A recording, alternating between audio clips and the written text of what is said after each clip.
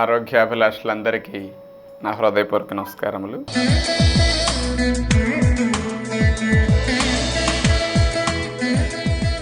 ఈరోజు మనం మాంసకృత్తులు మాంసాహారములో ఎక్కువ, శాకాహారములో ఎక్కువ అనే విషయం తెలుసుకోబోతున్నాం.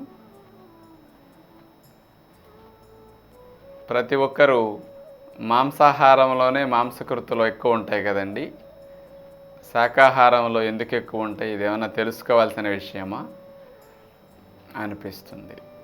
మీరందరూ అనుకున్నట్లు మాంసాహారంలోనే మాంసకృతులు ఎక్కువైతే చెప్పుకోవాల్సిన అవసరం ఉండదు. ఇక అది కాదు కాబట్టే తెలియచేయాల్సిన అవసరం వస్తున్నది. మాంసకృతులు అంటే ప్రోటీన్స్. ఇవి ముఖ్యంగా శరీరానికి భవన నిర్మాణానికి ఇటుకలు ఎలాంటి పాత్రను పోషిస్తూ ఉంటాయో,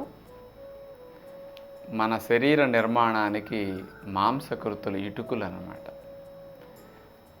రోజు కొన్ని కోట్ల కణాలు ఆయుర్దాయం అయిపోయి చనిపోతూ ఉంటాయి. ఉదాహరణకి నాలుక మీద కణాలు 10 రోజులు వాటి ఆయుర్దాయం. ఈరోజు కొన్ని లక్షల కణాలు చనిపోతాయి, వాటి ప్లేస్లో మళ్ళీ కొత్తవి తిరిగి పుడుతూ ఉంటాయి. అట్లాగే పొట్టలో కణాలు 3 రోజులకు ఒకసారి చనిపోయి వాటి ప్లేస్లో కొత్తవి పుడుతూ ఉంటాయి. ప్రేగుల్లో కణాలు 7 రోజులు వాటి ఆయుర్దాయం. ఎర్ర రక్త కణం ఒక్కొక్క దాన్ని తీసుకుంటే 120 రోజులు దాని ఆయుర్దాయం. చర్మ కణాలు తీసుకుంటే సుమారుగా సంవత్సరం కాలం పాటు ఉంటుంది వాటి ఆయుర్దాయం. ఎముకల కణాలు తీసుకుంటే 25 సంవత్సరాలు వాటి ఆయుర్దాయం. ఇట్లా కొన్ని కణాలు ప్రతిరోజు ఆయుర్దాయం అయిపోయి చనిపోతూ ఉంటాయి. చనిపోయిన కణాల ప్లేస్లో కొత్త కణాలు తిరిగి నిర్మించాలంటే మాంసకృతులు కావాలి మనకి. మాంసకృతులు సరిగా తినమనుకోండి, ఆ లోపం కారణంగా కొత్త కణాల ఉత్పత్తి సరిగా ఉండదు, కొంచెం శరీరం ఇబ్బందుల్లో పడుతుందన్నమాట. అందుకని ఎదిగే వయసు పిల్లలకి, గర్భిణీలకి, వీళ్ళందరికీ కూడా ఇంకా ఎక్కువ అవసరం ఉంటుంది. అలాగే మాంసకృతులు హార్మోన్లు ఉత్పత్తికి, రక్తం గడ్డగట్టడానికి కావలసిన ప్లేట్లెట్స్ ఇవన్నిటినీ కూడా తయారు చేసుకోవటానికి, ఇట్లా అనేక మంచి పనులు చేయటానికి శరీరానికి మాంసకృతులు కావాలి. మరి ఎంత కావాలి అంటే 1 కేజీ బరువుకి 1 గ్రాము మాంసకృతులు పెద్దలకు సరిపోతాయి. అంటే 21 సంవత్సరాల వయసు పైబడిన దగ్గర నుండి ముసలివారి వరకు 1 కేజీ బరువుకి 1 గ్రాము మాంసకృతులు. అలాగే చిన్నపిల్లల నుంచి 21 సంవత్సరాల వయసు వరకు 1 కేజీ బరువుకి 2 గ్రాముల మాంసకృతులు కావాలి. మనకంటే వాళ్ళకి డబుల్ కావాలి. ఎందుకు? శరీరం ఎదగాలంటే కొత్త కణాలు తయారవ్వాలి కదా ఎక్కువగా. అందుకని మనకు ఎదుగుదల అయిపోయింది కాబట్టి తక్కువ, వాళ్ళకి ఎదుగుదల ఉంది కాబట్టి కేజీ బరువుకు 2 గ్రాముల మాంసకృతులు చొప్పున 50 కేజీల బరువు ఉన్న పిల్లవాడికి 100 గ్రాముల మాంసకృతులు ప్రతిరోజు కావాలి సుమారుగా. అలాగే గర్భిణీలకి, బాలింతలకైతే మనం ఒకరి కోసం తింటే సరిపోతుంది, వారు ఇద్దరి కోసం తినాలన్నమాట. 1 కేజీ బరువుకి 2.5 గ్రాముల చొప్పున బాలింతలు, గర్భిణీలు తీసుకోవాలి. వీటి అవసరాలు అవి. భారతదేశంలో చూస్తే ఎక్కువగా మాంసకృతుల లోపం మనలో ఉంటూ ఉంది. అందుకనే పిల్లలు బలహీనంగా పుట్టడం, నెలలు నిండకుండా పుట్టడం, సన్నగా అట్లా ఉండటం, బాలింతలు సరిగా పాలు రాకపోవటానికి, గర్భిణీలు సరిగా ఆరోగ్యకరమైన శిశువుని కనలేకపోవటానికి మాంసకృతుల లోపం ప్రధానంగా ఉంది. అలాంటి మాంసకృతులు పేరులో మాంసం అని ఉంది కాబట్టి మాంసంలోనే ఉన్నాయి అనుకుంటే ఎట్లా? ఈ మాంసకృతులు శాకాహారములో చాలా ఎక్కువ ఉంటాయి. శాకాహార మాంసకృతులకి, మాంసాహార మాంసకృతులకి చాలా డిఫరెన్స్ ఉంటుందన్నమాట. శాకాహార సంబంధమైన మాంసకృతులు తేలిగ్గా డైజెషన్ అవుతాయి. శరీరానికి ఏ విధమైన ఇబ్బంది కలిగించకుండా, శరీరానికి హాని కలిగించకుండా సెట్ అవుతాయి. కానీ మాంసాహారం నుంచి వచ్చే మాంసకృతులు డైజెషన్ అవ్వటం కొంచెం లేటు, కష్టం జీర్ణాశయానికి కూడా. ఆ తరువాత శరీరంలో ఇలాంటి జంతు సంబంధమైన మాంసకృతులు వచ్చినప్పుడు అవి శరీరంలో కొంచెం వ్యర్థాలను ఎక్కువ విడుదల చేస్తూ ఉంటాయి కదా. అందుకని కొంచెం యూరిక్ యాసిడ్ సమస్యలు, యానిమల్ ప్రోటీన్ ఎక్కువైతే ఇలాంటి సమస్యలు వస్తూ ఉంటాయి అన్నమాట. దాని నుంచి కూడా జాయింట్ పెయిన్స్ రావటం, కీళ్ళ సందుల్లో వాపులు రావటం, అప్పుడు డాక్టర్స్ మీరు మాంసాహారం మానండి అని చెప్తారు. కానీ ఎప్పుడూ ఆరోగ్యానికి వృక్ష సంబంధం నుంచి వచ్చే మాంసకృతులు చాలా మంచివి అన్నమాట.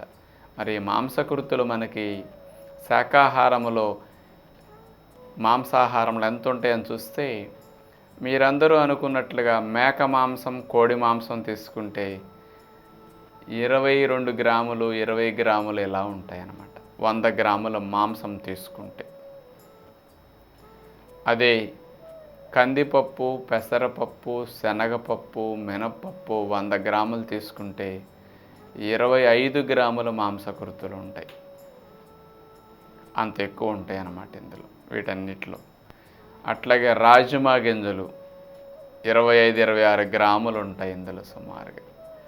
అట్లాగే మీరు సోయా చిక్కుడు గింజలు, మామూలు చిక్కుడు గింజలు తీసుకుంటే, చిక్కుడు గింజల్లో అంటే కణుపు చిక్కుడు మనకు తెలుసు కదా, ఆ చిక్కుడు గింజల్లో 33 గ్రాముల మాంసకృతులు ఉంటాయి 100 గ్రాముల గింజలు తీసుకుంటే. అంటే మాంసం కంటే ఎంత ఎక్కువ మాంసకృతులు చూడండి.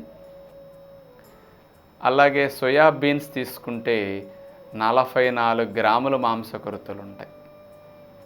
మరి శాకాహారములు అయితే 20-22 గ్రాములు. అదే చేపలు, పీతలు, రొయ్యలు లాంటివి తీసుకుంటే 10 గ్రాములు, 8 గ్రాములు, 15 గ్రాములు ఇలాగే ఉంటాయి మాంసకృతులు.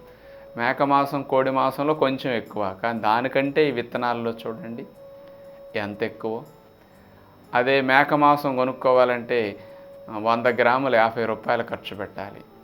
అదే సోయా చిక్కుడు గింజలు 100 గ్రాములు కొనుక్కోవాలంటే ఏదో 10-12 రూపాయలు, 13 రూపాయల్లో వచ్చేస్తాయి. చూడండి అంత తక్కువలో డబుల్ ప్రోటీన్ అన్నమాట ఇక్కడ. అలాగే పల్లెటూళ్ళలో కూడా కిరాణా షాపుల్లో దొరుకుతూ ఉంటుంది తెల్లగ పిండి అని. దీన్ని గ్రౌండ్ నట్ కేక్, నువ్వుల కేక్, కోకోనట్ కేక్ అని ఇట్లా అంటుంటారు కదా. ఈ కేక్ అంటే గ్రౌండ్ నట్స్ని క్రష్ చేసి ఆయిల్ తీసేయగా వచ్చిన పిప్పు ఉంటుంది కదా కేక్, దాన్నే గ్రౌండ్ నట్ కేక్ అంటారనమాట. ఈ కేక్లో చాలా ప్రోటీన్ ఉంటుంది. 40-45 గ్రాముల ప్రోటీన్ ఉంటుంది 100 గ్రాములు తీసుకుంటే. డబుల్ ప్రోటీన్ అనమాట. అంటే దీనివల్ల అసలు నష్టం ఉండదు, ఖర్చు తక్కువ, లాభం ఎక్కువ.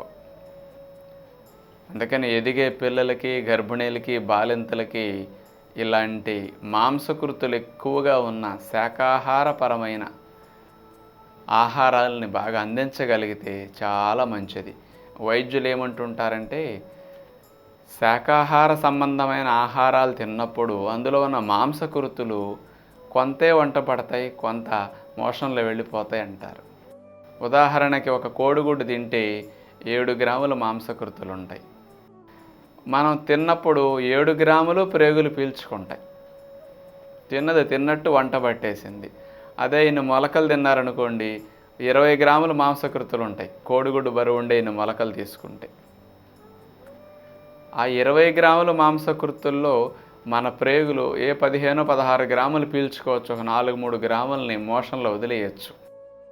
అందుకని ఇవి బాగా పీల్చుకుంటాయి కాబట్టి మొత్తం వంట పడుతుంది కాబట్టి ఇది మంచిది అంటారు.